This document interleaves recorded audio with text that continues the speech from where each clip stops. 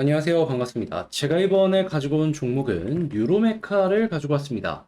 일단 오늘 굉장히 큰 변동성을 보여주고 하락하는 모습이 보여지게 되었는데, 특별하게 저는 걱정할 건 없을 거라고 생각을 합니다. 오히려 이 모습이 나왔기 때문에 약간 하락이 나온다라고 하더라도 특별하게 걱정할 것 없이 다음 스텝 밟아갈 수 있을 것 같아요. 제가 어떤 것 때문에 이렇게 말씀드릴 수 있는지 유로메카 핵심 하나씩 살펴보는 시간 갖도록 하겠습니다.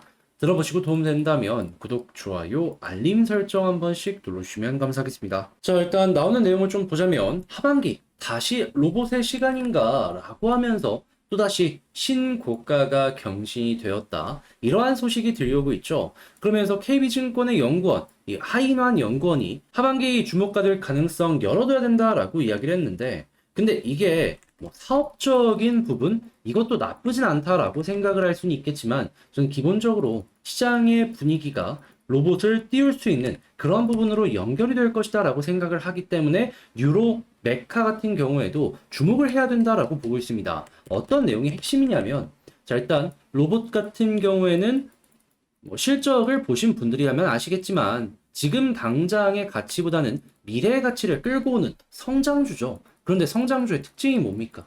지금이 아닌 미래를 끌고 오다 보니까 시장의 유동성이 높아야지 훨씬 더 미래의 가치를 많이 끌고 올 수가 있습니다. 자, 그런데 이 유동성에 영향을 미치는 핵심이 뭐다? 미국의 금리인데 그동안은 금리가 계속해서 올라가는 모습이 보여지다 보니까 그냥 로봇뿐만 아니라 전체적인 시장에 안 좋은 영향을 주곤 했었습니다. 그런데 지금은 뭐 달라진 게 있느냐? 이걸 제가 말씀드리도록 하자면, 자, 최근에 금리 동결의 가능성이 상당히 높아졌죠. 그런데 저는 동결뿐만 아니라 이제 시간이 흘러가면 흘러갈수록 빠른 시간 내에 인하에 대한 가능성도 좀 커질 것이다라고 생각을 하는데, 그 이유는 저번 주 금요일 날 발표된 미국의 비농업 고용 지수 때문입니다. 왜냐? 여기에서 숫자를 딱 봤더니 18만 7천 명이 증가를 했는데, 그런데 예상치가 20만이었고, 그리고 연을 월로 평균을 잡으면은 대략 한 31만 2천 정도가 나오거든요. 그랬을 때 이렇게 빠졌다라는 건 미국의 고용이 점점 안정세가 보여지고 있네 라고 생각을 할 수가 있는 거잖아요. 누군가는 이게 경기 안 좋아지는 신호냐,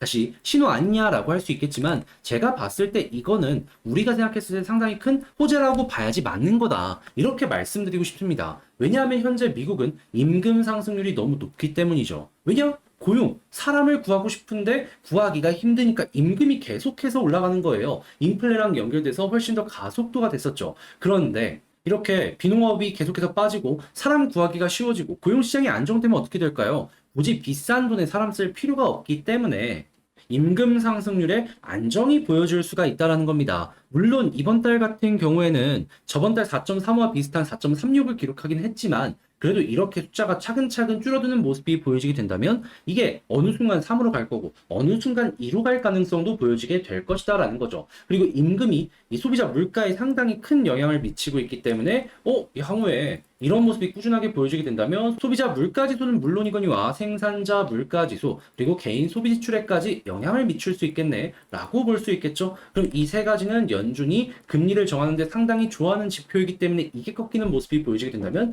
물가 안정화된다, 금리 동결을 넘어서 인하에 대한 부분도 열어두자라는 시선들이 나오기 시작을 할 것이라고요. 그러면 인하에 대한 가능성만 높아지더라도 여러분, 성장주는 올라갈 가능성이 높아지게 될 것이고, 유로메카 같은 경우에는 로봇 삼성이 투자하기도 했잖아요. 그런 만큼 확실한 물주도 가지고 있고 지금 본격적인 성장 궤도에 들어섰기 때문에 이러한 수혜를 가장 먼저 혹은 가장 많이 끌고 올 수 있는 가능성도 보여줄 수가 있다라는 겁니다.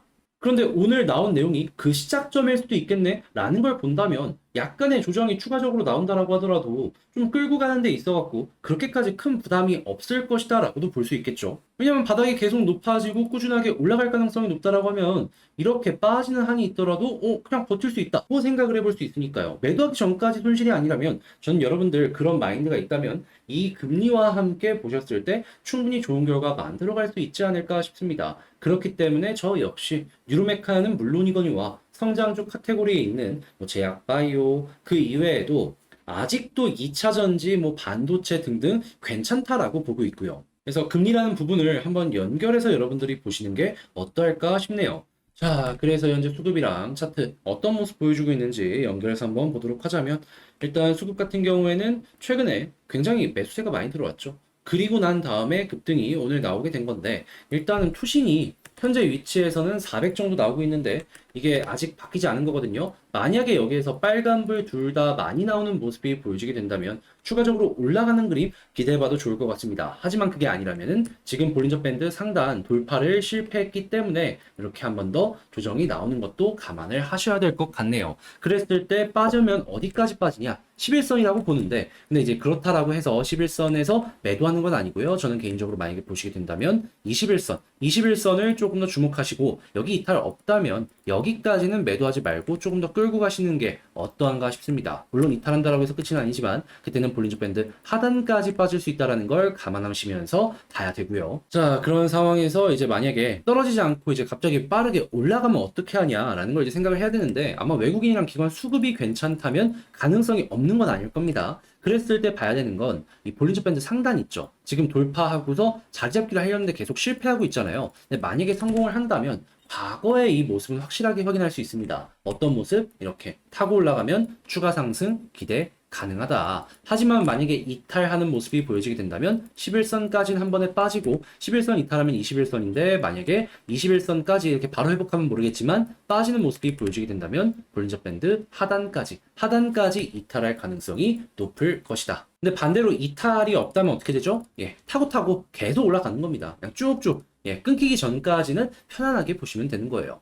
자, 그렇게 해서 이 뉴로메카 이 정리를 한번 맞춰봤는데, 이 총정리 한번 해보는 시간을 갖도록 하자면, 일단 첫 번째 나오는 뉴스는 역시나 금리가 최고다. 근데 이걸 보면서 매도 타점 잡는 방법도 하나 있긴 합니다. 그게 뭐냐면 금리 인하에 대한 이야기가 나오면 막 올라갈 거 아니에요. 근데 인하의 끝이 보인다라는 소식이 들려오게 된다면 여기가 끝이다라고도 볼 수 있겠네요. 그러면 여기가 이제 매도 타점인 거죠. 그리고 두 번째 수급 같은 경우에는 외국인 기관 봐야 되는데, 지금 투신 들어오고 있긴 하지만 외국인이 매도하니까 약간 조정이 나오는 모습도 보여주고 있거든요. 그래서 여기를 1순위, 여기를 2순위로 보시면 될 것 같고, 그리고 추가적으로 올라간다라고 다시 지지라인을 봤을 때는 11선 기본에다가 21선 이탈 전까지는 저는 아직까지는 굳이 매도할 이유는 없을 것 같습니다. 그리고 올라가는 상황이 됐을 때는 볼린저 밴드 상단을 돌파하고 홀딩이 된다면은 그냥 편안하게 쭉쭉 치고 가는 거 보시면 되고, 만약에 이탈된다면 여기서 이제 11선까지 빠질 수 있다라는 거 생각하시고, 난 그게 싫다 하면 거기서 매도하시고,